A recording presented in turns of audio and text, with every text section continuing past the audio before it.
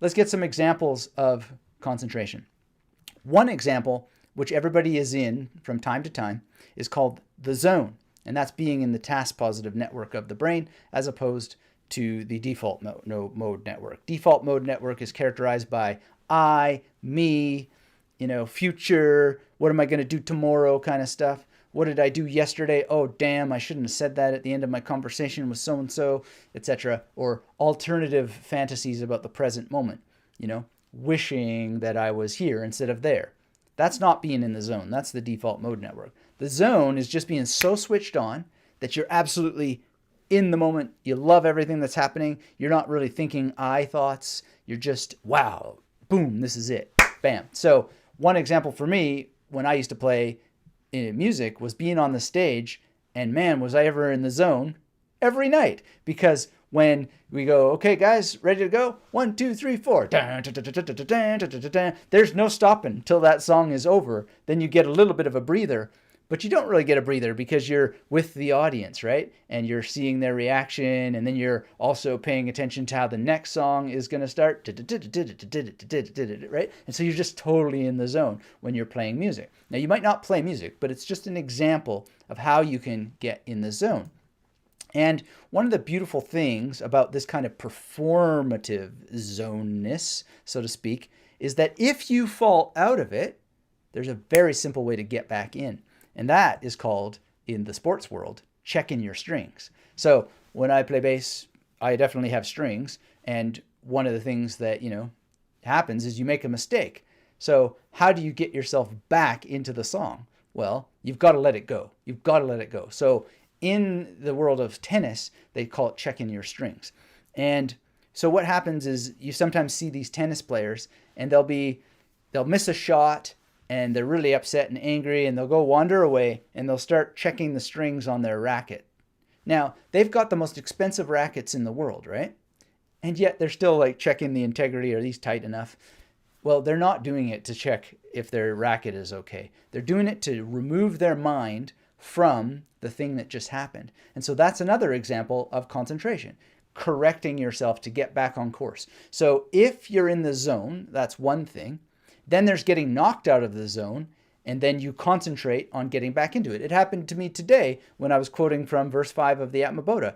My mouth is so dry this morning that I'm tripping over my own words. I lost the quote, other problems there, and then I had to check my strings, essentially. How? Just start again and get it out of my mouth, right? So that's another example of concentration, is correcting your course back into the zone. Because if you got into the default mode network, oh, I always make this mistake, I'm so stupid, blah, blah, blah, blah, blah, then you're not going to get back into the zone. You're going to be stuck here, worry, fear, anxiety. That's not really what you want, right? But it's not necessarily not concentration, because being worried, being in fear, being in scarcity, being in lack, being worried, pain, all that stuff, well, that's concentration too, right? And remember, we started today that you're probably more concentrated than you think you are. It's concentric circles. That's what concentration comes from, the word concentricity. So there's this circle, and then this circle around it, and this circle around it, this circle around it. So if we think about being in the zone as the middle point, boom, how do you get knocked out of the zone? Well, do you get knocked out of concentration? No, you just get one circle back, right? Or maybe you get 5 circles back. And then you've got to get into this kind of next circle back into the center circle, right? But you're never not concentrated, because if I was playing this song and I was like, oh my God, I just made a mistake, and now everybody notices and they hate me, the whole band hates me, well, I'm still 100% concentrated. My awareness is 100% now focused on the mistake. And so then the skill, the metacognitive skill, and we'll talk more about this as we go along, will be how to bounce back into that perfect circle of the zone, right? And that's something to practice, right? And this is a very, very important point. Now, other examples of concentration are what's called vicarious experiences.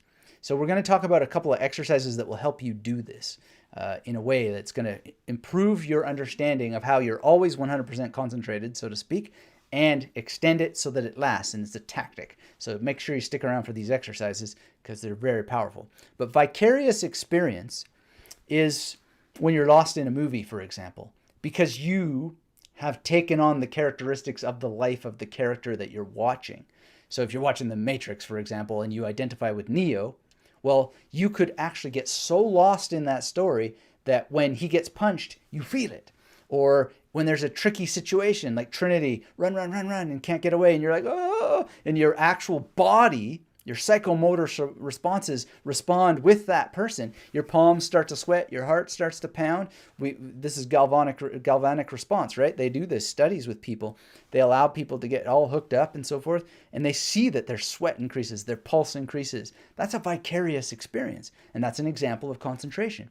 We can actually invent this. We can construct it. We can make it happen to ourselves. And we often do, right? Like, for example, when we say, oh, I did it again and I'm so stupid. Well, we're having a vicarious experience with the past. We got to get rid of that stuff, right? And we can. And today's exercises are going to help.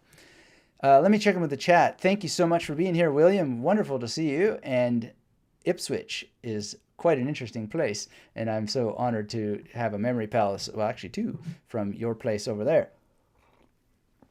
Thanks for being with us. And if you're just joining us, hit that thumbs up. Let me know where you are in the world, what you're doing, what you're thinking. Adolfo, thank you so much for that super chat. Really appreciate that.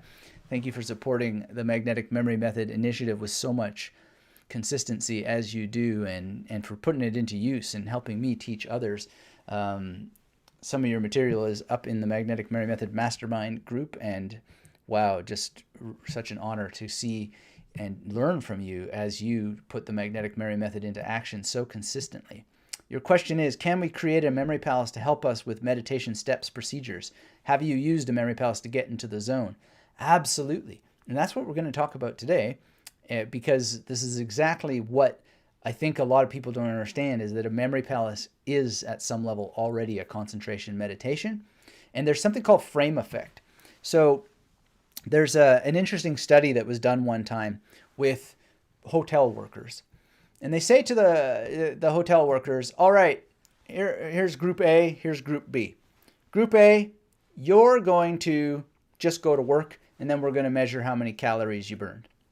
Group B, they say to the hotel workers, we're going to give you a little bit of understanding of how many calories you burn in a day's work, vacuuming, washing windows, folding sheets, etc.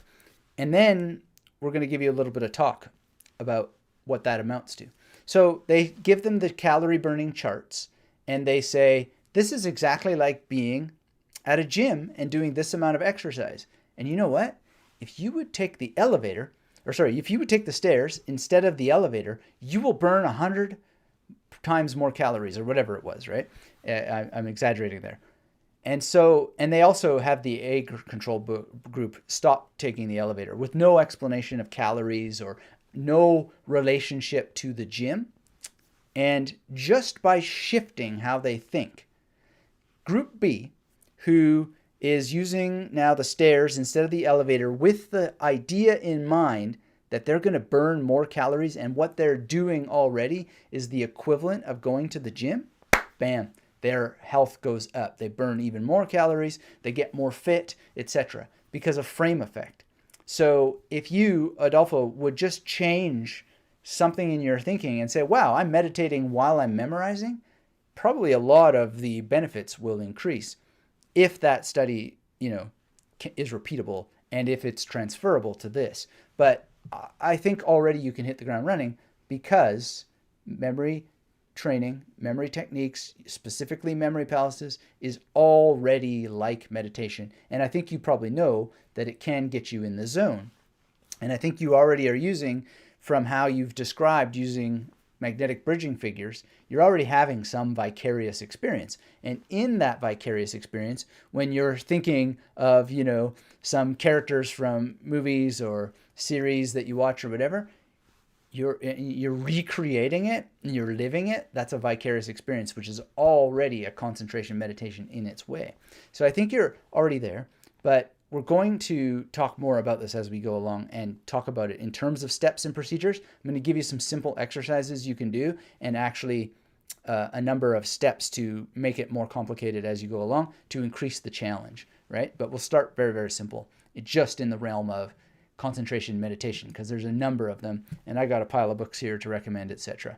But let's see here. Austin Studies says, anyway, I hope that helps answer or start the bridge to answering your question, Adolfo. Thank you again for the super chat. Really appreciate that. And if anybody else wants to be super chatting, that's always much appreciated, because it does a number of things to help this initiative grow, to help you more and continue to be doing these things for you.